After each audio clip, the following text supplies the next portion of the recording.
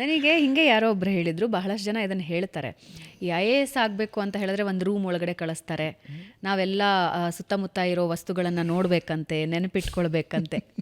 ಅಂದರೆ ತುಂಬ ಜನ ಮಾತಾಡಿದ್ರು. Is it true? ನಿಜಾನ ಅದು? ಅಲ್ಲ, ಅದು ಡಿಪೆಂಡಿಂಗ್ ಆನ್ ದ ಸಿಚುವೇಶನ್. ಆ ಬೋರ್ಡ್ ಮೇಲೆ ಎಲ್ಲ ಒಂದು 50 ಜನಕ್ಕೆ ಒಬ್ಬರಿಗೆ ದೇ ವಾಂಟ್ ಟು ಸಿ ನಿಮ್ಮ ಅಬ್ಸರ್ವೇಷನ್ ಸ್ಕಿಲ್ಸ್ ಏನಿದೆ ಅಂತ. ದೇ ಆಸ್ಕ್ ಇಲ್ಲೇನಿದೆ ಬರ್ತಾ ಯಾವ ಮರಗಳಿತ್ತು ಬಿಲ್ಡಿಂಗ್ ಒಳಗಡೆ. ಓಕೆ. ಸೊ ಇವೆಲ್ಲ ಕ್ವಶನ್ಸ್ ಹಿಂದೆ ಕೇಳಿರೋದ್ರಿಂದ ಕೆಲವು ಆಸ್ಪಿರೆಂಟ್ಸು ಈ ಥರ ನಂಗೆ ಕೇಳಿದ್ರು ಅಂತ ಶೇರ್ ಮಾಡಿರ್ತಾರೆ. ನಾವು ಹೇಳ್ತೀವಿ ಇದನ್ನು ಒಂದು ಸ್ವಲ್ಪ ತಯಾರು ಮಾಡ್ಕೊಂಡು ಹೋಗಿರಿ. ಓಕೆ. ಸೊ ನಮಗೆ ಒಂದು ಲಿಸ್ಟ್ ಇರುತ್ತಲ್ಲ, ಒಂದು 1000 ಕ್ವಶನ್ಗಳಿದ್ದಾವೆ ಹಿಂದೆ ಯಾವ್ಯಾವ ಆಸ್ಪಿರೆಂಟ್ಸಿಗೆ ಯಾವ್ಯಾವ ಥರ ಕ್ವಶನ್ ಕೇಳಿದಾರೆ ಅಂತ. ಸೊ ಅದನ್ನು ನಾವು ನಮ್ಮ ಹತ್ರ ಬಂದಿರೋ ಮಾಕ್ ಇಂಟರ್ವ್ಯೂಗೆ ಬಂದಿರೋ ಸ್ಟೂಡೆಂಟ್ಸಿಗೆ ಹೇಳ್ತೀವಿ, ಈ ಥರ ಕೇಳಿದ್ದಾರೆ, ಸೊ ಪ್ರಿಪೇರ್ ಯುವರ್ ಸೆಲ್ಫ್. ಯಾರೂ ಅಲ್ಲಿ ಏನು ಕ್ವಶನ್ ಕೇಳ್ತಾರೆ ಅನ್ನೋದನ್ನು ಪ್ರೆಡಿಕ್ಟ್ ಮಾಡೋಕ್ಕೆ ಚಾನ್ಸೇ ಇಲ್ಲ. ಸೊ ಅದಕ್ಕೊಂದು ರೂಲ್ ಬುಕ್ ಇಲ್ಲ, ಇದಾದ್ಮೇಲೆ ಇದನ್ನ ನಡೆಯುತ್ತೆ, ಇದಾದ್ಮೇಲೆ ಹಿಂಗೆ ನಾವು ಪರ್ಸನಾಲಿಟಿ ಟೆಸ್ಟ್ ಹಿಂಗೆ ತಗೋತೀವಿ ಅಂತ ಇಲ್ಲ. ಒಬ್ಬ ವ್ಯಕ್ತಿ, ಒಬ್ಬ ಆಸ್ಪಿರೆಂಟ್ ಇಂಟರ್ವ್ಯೂ 2 ನಿಮಿಷನೂ ನಡೀಬೋದು, 40 ನಿಮಿಷನೂ ನಡೀಬೋದು, depends on the board. Oh, wonderful. Okay. So ಯಾವ್ಯಾವ ಹಂತಗಳಲ್ಲಿರುತ್ತೆ ಸೆಲೆಕ್ಷನ್ಸ್ ಅಂತ ಹೇಳಿದ್ರಿ. ತುಂಬ ಮೂಲ ಪ್ರಶ್ನೆ, IAS ಮಾಡಬೇಕು ಅಂದರೆ ದುಡ್ಡಿರಬೇಕಾ? ಖಂಡಿತ ಬೇಡ ಮ್ಯಾಮ್, ಖಂಡಿತ ಬೇಡ. ಅದರ ಫೀಸೇ ಇನಿಷಿಯಲಿ ಅಪ್ಲಿಕೇಶನ್ ಹಾಕೋ ಫೀಸು ಅರೌಂಡ್ 400-500 ರುಪೀಸ್ ಇರುತ್ತೆ, ಅಷ್ಟೇ ಬೇಕಾಗಿರೋದು. ಈಗೇನು ಅಂತಂದರೆ ನೀವು ಬುಕ್ಸಿಗೂ ಸ್ಪೆಂಡ್ ಮಾಡೋಂಗಿಲ್ಲ. ನಿಮ್ಮ ಹತ್ರ ಇಂಟರ್ನೆಟ್ ಇದ್ದು, ನಿಮ್ಮ ಹತ್ರ ಒಂದು ಡಿವೈಸ್ ಇದ್ದರೆ, ಇಂಟರ್ನೆಟ್ ಕನೆಕ್ಟಿಂಗ್ ಡಿವೈಸ್ ಇದ್ದರೆ, ಅದರಲ್ಲಿ ನಿಮ್ಗೆ ಆನ್ಲೈನ್ನೇ ಫ್ರೀ ಮೆಟೀರಿಯಲ್ಸ್ ತುಂಬ ಸಿಗುತ್ತೆ. ಯೂಟ್ಯೂಬ್ ವೀಡಿಯೋಸ್ ತುಂಬ ಇದ್ದಾವೆ, ಲೆಕ್ಚರ್ಸ್ ಫ್ರೀಯಾಗಿ ಬಿಡ್ತಾರೆ. ಸೊ ಬಟ್ ಅದೇ ಅದು ಒಂದು it's a positive thing and that's also negative thing. Positive ಏನಕ್ಕೆ ಅಂತಂದರೆ without spending a single rupee ನಿಮಗೆ ತುಂಬ ಸೋರ್ಸಸ್ಗೆ ಆ್ಯಕ್ಸಸ್ ಸಿಗುತ್ತೆ. ನೆಗೆಟಿವ್ ಏನು ಅಂತಂದರೆ you will be lost in the whole ocean of knowledge. So ಯಾರಿಗೆ ಈ ಎಕ್ಸಾಮಲ್ಲಿ ಒಂದು ಇಂಪಾರ್ಟೆಂಟ್ ಥಿಂಗ್ ಏನು ಅಂದರೆ, ಏನು ಓದಬೇಕು ಅನ್ನೋಕ್ಕಿಂತ ಏನು ಓದಬಾರ್ದು ಅನ್ನೋದು ತಿಳ್ಕೊಳ್ಳೋದು ಭಾಳ ಇಂಪಾರ್ಟೆಂಟ್. ಹೆಂಗದು? Say for example there is so much of material on Telegram, on YouTube. ಅದರಲ್ಲಿ ಸರಿ ಯಾವುದು ತಪ್ಪು ಯಾವುದು, ಯಾಕೆಂದರೆ internet is a ocean of knowledge. ಅದರಲ್ಲಿ ರೈಟ್ ನಾಲೆಡ್ಜ್ ತುಂಬ ಇದೆ, ರಾಂಗ್ ನಾಲೆಡ್ಜು ತುಂಬ ಇದೆ.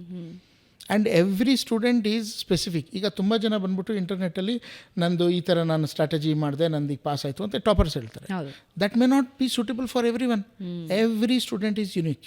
ಪ್ರತಿಯೊಂದು ಎಸ್ಪಿರೆಂಟು ಅವ್ರದ್ದೇ ಆದ ವೀಕ್ನೆಸ್ ಇರುತ್ತೆ, ಅವ್ರದ್ದೇ ಆದ ಒಂದು ಸ್ಟ್ರೆಂತ್ ಇರುತ್ತೆ.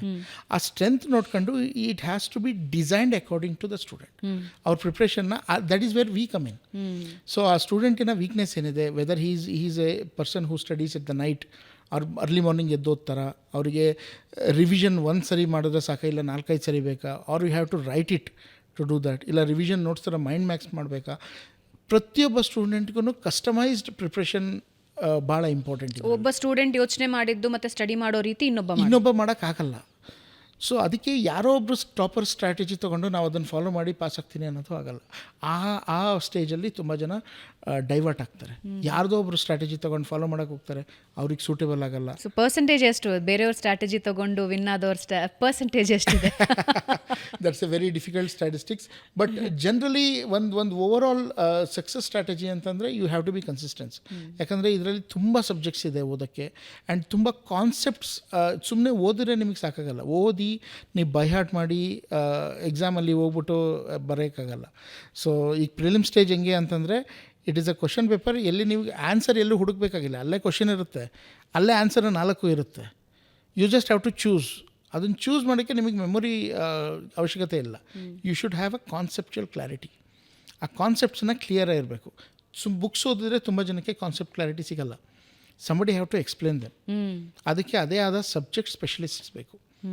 ಸೊ ಪ್ರತಿಯೊಬ್ಬರಿಗೂ ಈಗ ನಾನು I am specialisation in environment, ecology, science and technology. ನಾನು ಪಾಲಿಟಿ, ಎಕನಾಮಿಕ್ಸ್ ಪಾಠ ಮಾಡೋಕ್ಕಾಗಲ್ಲ. I cannot teach that. There should be a specific teacher for that.